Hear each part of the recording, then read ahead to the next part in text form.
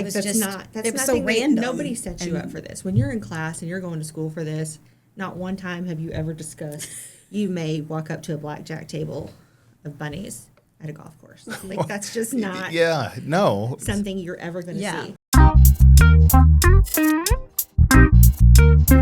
Welcome back to the Garland Police Department's Long Code Podcast. We are going to interview Tara Huggins and Katie Tucker. They are both forensics investigators in our forensics unit, and we're going to focus this episode on storytelling. Yeah, absolutely. We're going to try to get some good stories out of them to really relate to people. People see the TV all the time, and maybe we can get some true relationships in regards to what really goes on behind the scenes so people can relate. So let's see how it plays out.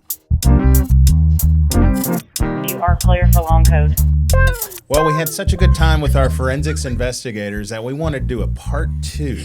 And we wanted to gear this one more towards storytelling because let's face it, that's what we want to hear, that's what we want to see. TV and movies, they do a good job of entertaining us, but there's the reality of it sometimes isn't there. So we got Tara Huggins and we got Katie Tucker back for round 2, and we're kind of affectionately nicknaming this storytelling time. So ladies, I don't want to hold you back. So let's we want to hear it. We want to hear some of your favorite stories. Oh my goodness. There are so many. Okay, one of my favorite calls, just because it wasn't as depressing as some of them. Now it was for the animals, I will say that, but it wasn't typical. This is not. No, yeah, it was very. I've never had it since, and I've never had it before, and I don't know anyone else that's had one like this. But we had got a call out at Firewall Golf Course, and this was 10 years or so ago, and I got there, and someone in one of the sand traps had set up, I think it was 21. Oh, that's right. It was 21 rabbits. So now this is the sad part. They had hunted all these rabbits and set it up to look like all of the rabbits were sitting around a table playing poker. Blackjack. Yes, they had their little paws out, and somebody had put cards in their, Oh my gosh! Like they were, one up, one down, they're very detailed. It's very detailed, and then in the sand they wrote "The house always wins." I mean, they had to have been out there for quite some time. There was a dealer bunny. Yep. Wow. She called. She's like, "You're not going to believe this." Yeah, This sounds like a movie. Yeah, you can't make this stuff up. Yeah. My jaw just dropped when I got there. I was just like, honestly, I was like, this is amazing. People are. She's like, I mean, you don't want to say you've never seen anything yeah, like it was that's just, not. That's it was nothing so random. Nobody sets you up for this. When you're in class and you're going to school for this, not one time have you ever discussed you may walk up to a blackjack table of bunnies at a golf course. That's just not something you're ever going to see. And every time I drive by there, I always think about that story. I'm just like, okay, and I'm not trying to poke fun at this, but where my mind goes, were any of them dressed in suits? That would have been the only thing to make it better, but sadly they weren't. Yeah. Yes, that would have been great, like a little cigarette dealer hanging out of his mouth and everything. But no. Was there a cocktail waitress? No. There's no cocktail waitress. No. I mean, I still got several more years, so maybe there'll be a follow-up. We'll see. How would you have done it, Matt? Because it sounds like you have some ideas. Did you do this one, actually? Where were you 10 years ago on the night of? They don't ever tell you that one thing we didn't mention is we do have to have necropsies done. So people have autopsies. Animals have necropsies. They go to a vet, and they also get autopsied or necropsy. Really? So we've gone to calls where animals are involved, which doesn't happen all the time, but it does happen. Well, we have to work with animal control. Will come pick up the animals and take them, and they get necropsied. And we find out an animal will get a report, like an autopsy report. And back. on that call, I actually collected evidence. I had to collect all the cards, and we processed those for fingerprints, and had to collect a rake that they used. And so, I mean, we did actually collect evidence from that scene. So, man, that's wild. Yeah. And it obviously stuck with you. Oh, absolutely. Very unique. Yeah, that's a story everybody wants to hear about, or they want to see pictures of, or so whenever new investigators come in, they're like, somebody told me about this call, and Like, what's the deal with that? Is that somebody, Katie? Yeah. I was here that day. I was coming to work because you called me. I was on my way to work. Yeah. Wow, that's wild. Yeah. That was. Golly. All right, Katie, your my turn. gravy. I went to a call. It was a burglary. A lady was on vacation and she had her friends check on her house for her. She was an elderly woman. And her friends didn't realize, I don't know if they knew that she was a hoarder also. But when we got into the house, the friends didn't know what was missing. They just knew that the door had appeared to have been forced open. They didn't know what was missing. The officers get there. They call me.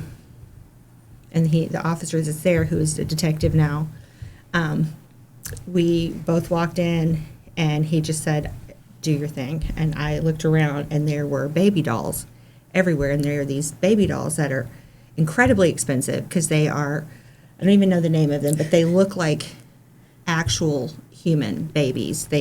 Oh, wow. People spend thousands of dollars on these. Like a hand-painted porcelain. But the Yeah, skin looks collectible. real. They have hair. geez. Their little eyes look real. Everything looks real. And we I see, already hear like that weird, and let me scary tell you, music nobody- sound in my I mind. immediately think poltergeist. You think about all these movies you've seen over the years, and there's dolls, and their eyes are, following you everywhere you go. Well, there's one face down on a couch, and a little foot is sticking out. And I grabbed his arm and I said, "You need to go check that. Make sure that's not real." And he goes, "Come with me." And I said, "What am I gonna do? What am I gonna do? Nothing." So I'm staying by the door, like I'm ready to beat feet and get out, But he goes over. It's a doll. Well, we walk through the living room, and people leave their lights on when they go on vacation, so that people will think that somebody's home. So this woman had left a light on and her TV on, and in front of the television was a high chair with a baby in it and a half-eaten Otis Spunkmeyer blueberry muffin. Hand to God, this happened. Blueberry muffin and crumbs on the baby's face. On the doll's On face. the doll's face. And the TV's on, and the doll's just watching. But we still have a job to do. I can't just be like, okay, I'm scared. I have to leave, But she did step outside to call me. Oh, my gosh. She was like, "You're not going to believe what's here." I couldn't imagine. I was working nights, too. It's dark. Oh, no. So I was like, okay. So I don't know what's missing. I can't tell. There's nobody there to say anything's missing. So I'm like, okay, well, there's Did a you ask the window. dolls? So there's a window. It's open. It's a sliding window, and it's only open about that much. And the officer's like, big enough for a doll to get out. So he goes, "You work fast," and I was like, yeah. So putting my powder down. I'm like trying to get, and then we Scooby-Doo ran out of the house, like little feet, just like scream. We get outside, and normally sometimes you'll talk to the officer, like, "How are the kids? How things go? Good. And this time he was like, "We'll never speak of this again," and we just parted ways. The next day, I go to bed that morning because I'm working nights. She's working day shift. I get in and I can see the log that she also went out to the same place that I was, and she was like, "Guess what was in the backyard? A doll." The one that got out of the sliding glass door. Oh, my gosh. You can't make that stuff. Nobody tells you that you're going to have doll calls and to this day, if I see a weird a weird doll on a call, which does happen, that's when you immediately have to text that officer to be like, and you don't say anything, just the picture, like of a doll, like, look. So remind me again, what was the original call? It was we think a burglary. And her friends were just checking the house because the door was ajar. So they wanted to make sure nothing was missing, but they didn't know what to say what was missing because she was kind of a hoarder too. This is when people ask me if I've ever been scared on a call. That was the only time I felt my heart just like up here, like we've got to. And it was at night. At night, it's a doll. Please tell me there was like lightning and thunder in the There's background. music playing. Yeah. So the doll has crumbs on it watching TV. And I know, the rational side says some kids walked in Still. and started playing a prank. Well, But it what worked. if? It Yeah. worked. You had It worked two real good. people, two grown-ups out there like, let's wrap this up. And then, I was just really hoping that when you came into your office, there was going to be a doll sitting at your computer just waiting what's for funny you. is like we would go years without ever mentioning this call. And now whenever I see this person, I'm like, you remember the dolls? That's awesome. And that's funny though, because when you say, dolls on her desk, Katie hates eyeballs, like despises eyeballs. Everybody's got their thing. Yeah, and that's sure. my So anytime we have any call that involves eyeballs, we won't tell her what it is. We'll just be like, "Oh, Katie, you've got to see the pictures on this call." Oh, And so she'll I know go better over- now. I know yeah, better now. Now we can't really get her, but yeah, so she'll go over to the photo station and start looking at the photos, No, and then you'll just hear this like scream come out of her. And so people will leave like the fake eyeballs at my desk. I'll be just typing. I'm like, oh, like there's. I almost And, fall like, out of my chair. Like gummy eyeballs gummy and- eyeballs, gumball eyeballs. I love the pranks. Yeah, Some good That's how stuff. we get by. Coping. Got a lot of practical jokers in there, I would imagine. oh yeah. We do. You know, I remember like going to a burglary or something, and you're checking room by room, and you just see like a mannequin, and it just scares the what out of you. You know, and Mirrors. so I couldn't Yeah, you see yourself in the imagine. mirror. And you're When you like, come all around those a corner, there's a dolls. mirror. You jump. yeah. Well, yeah, you're already on a scene, that's, whatever the circumstances are, and stuff like that happens, and you're already spooked easily. So You're only there because something bad happened. yeah, Right. So it's somebody having a really bad day. So we don't go to anything good. So No. we prepare for the worst every time, but sometimes it's a doll or rabbits or something that we couldn't even imagine in our wildest dreams. yep. Nobody can prepare you for. Yeah. So how accurate are like the more modern TV shows? Not talking about the forensic dramas, but like Breaking Bad. There's a lot of stuff that I would reference from that show on like, how to dispose of a body or something like that. How accurate are these? We're not TV? going to tell you how to do that. Oh, so that Yeah. accurate. That I accurate. didn't. We didn't say if it was or it wasn't. For sure. We have our ways. No. It's I definitely think not like they think it's just you get lye and, Yeah, and you no. pour it on them and it's done. And they're just going to salt. That's not how that works. Yeah, and it's not that's a very very long process. And there's always evidence left behind. There's always something Yeah. there, and some of these scenes on TV make it look like there's absolutely nothing left, and there's always something. Well, and we talked about it in our first episode with y'all how the technology is constantly changing. I mean, Oh, yeah. we're being able to solve cold case murders because we had DNA back then. They just didn't know what to do with it or We just what had have that. you. We had Yeah? that last year I from mean- a 1986 murder. Wow, that's incredible. Yeah. I mean, back in the 80s, they could just tell like blood type and the gender, right? Yeah. And now, I mean, gosh, you can see a whole roadmap of their We get genetic. Genetic. we get genealogy. we get genetic genealogy involved. She and I both studied that a little bit, and that helped solve one of our cases within the last year from a case from 1986 where Wow. a woman was stabbed to death, and now the perpetrator was 80 something years old. Yeah. Wow. Man, that's awesome. But when she's talking about how everything gets left behind, there's always evidence. There is a caveat to that a lot of people think that just because somebody touched something True. that their fingerprints are there. We get that a lot. Like we'll go to burglaries and stuff, and homeowners, understandably, they think they're like, I know that was moved. I know that there's going to be prints there, but unfortunately, there are a lot of factors that go into whether or not a fingerprint gets left behind. So it's not necessarily you can live in your house and we could not find your fingerprints on objects sometimes. So Oh, wow. that's probably I think one of the biggest myths is that people always think that if they touched it, there's prints, and that if they touched it, no matter what the surface is, we can get prints. And unfortunately, No, for sure. And I was kind of surprised the first time I figured out y'all told us like the lifespan of a fingerprint outside or something. Yeah, it's hard. You can't That's determine so it. many variables. Yeah, there's so many variables The as far surface as that it's on, the temperature the outside, temperature outside. the temperature of your fingers, and how oily your fingers were when you deposited the print. Some people aren't good secretors like the. Some people, the older you get, your fingers start to get kind of shiny and smooth compared to somebody that's a teenager or in their 20s that have these beautiful high ridges and deep valleys that are going to leave gorgeous fingerprints. The older you get, your fingerprints start getting kind of slick. Yeah, and you don't leave quite as nice prints. And people think they'll see dust on something and they'll be like, oh, I can see their fingerprints in that.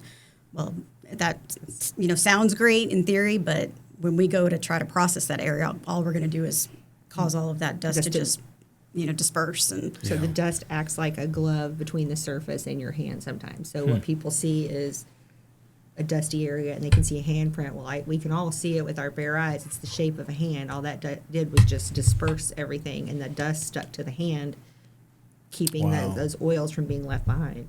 Wow. Man, this is interesting stuff. So like a hair follicle, TV, if there's a hair there, boom, DNA. No.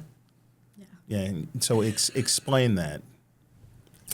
Well, first off, you have to have to get a good DNA profile that, is going to be that useful, you need to have a root on that hair. Okay. So it can't just be, that there's just a random hair. It's got to actually have a root, a good root to it. So the DNA is more so in the root than in Right. the hair. And Correct. preferably it would be more than one with a root.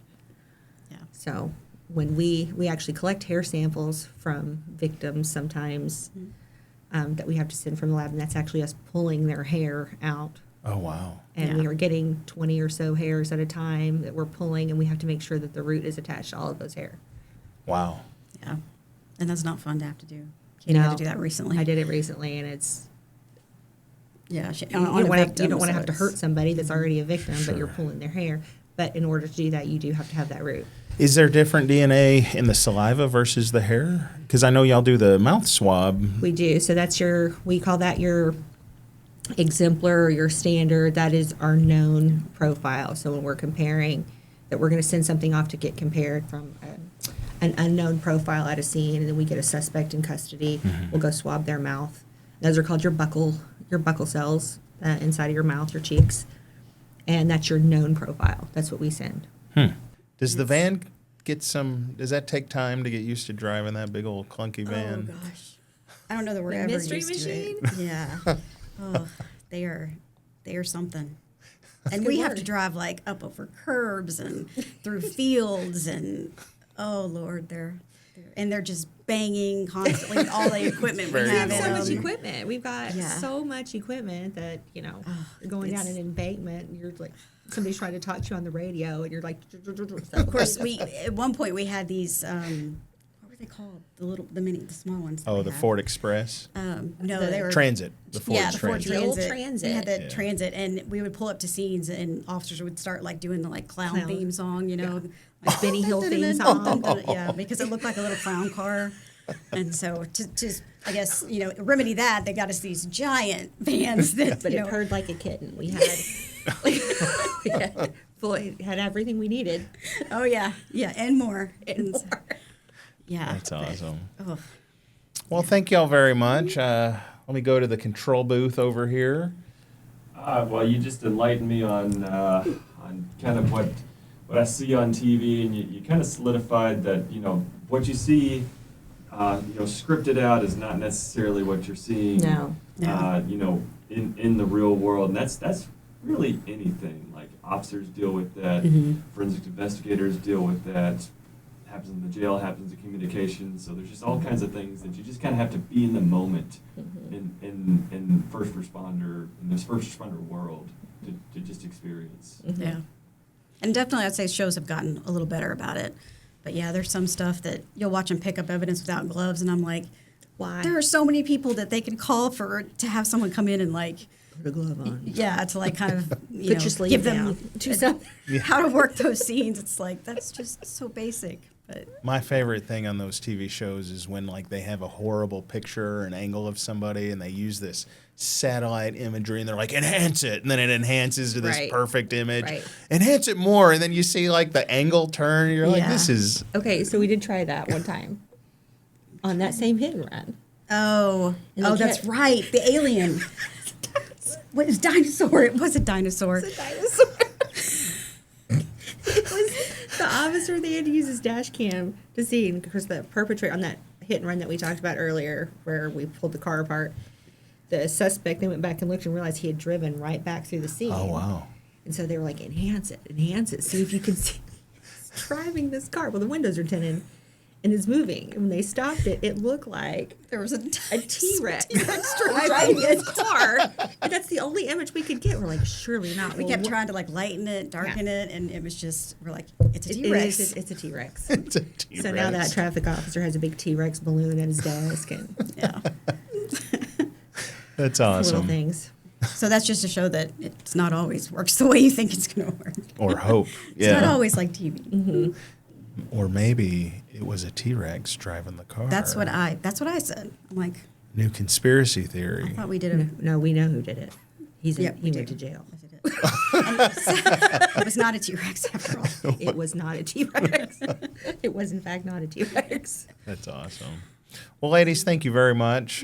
We always appreciate you coming on the show and hope to have you again. Huh? Everybody's Plant favorite that crime scene seed. investigators. That's right. Maybe get your own show too out of Friendly this. neighborhood crime scene Our investigators. friendly neighborhood crime scene investigators. We'll get you a theme song and everything going. Oh, wow. We need that. I like it. But we would have to have a doll at the And a table. All right. Well, thank y'all so much. Bye. Appreciate you. Thank you. It's been a lot of Thank fun. This episode of the podcast was very interesting. So we want to thank Katie and Tara for coming in and just talking to us and telling some of their personal stories. It was funny, hilarious. They are really engaged well with one another. So it's very interesting having them together. So hopefully we can get them back again and do some more, story time with Katie and Tara. Maybe even get them a spin-off. But Exactly. No, it was great. It was awesome. Just tune into us on Spotify, Apple Podcasts, and check us out on YouTube as well. Thanks for joining us. You are clear for Long Coast.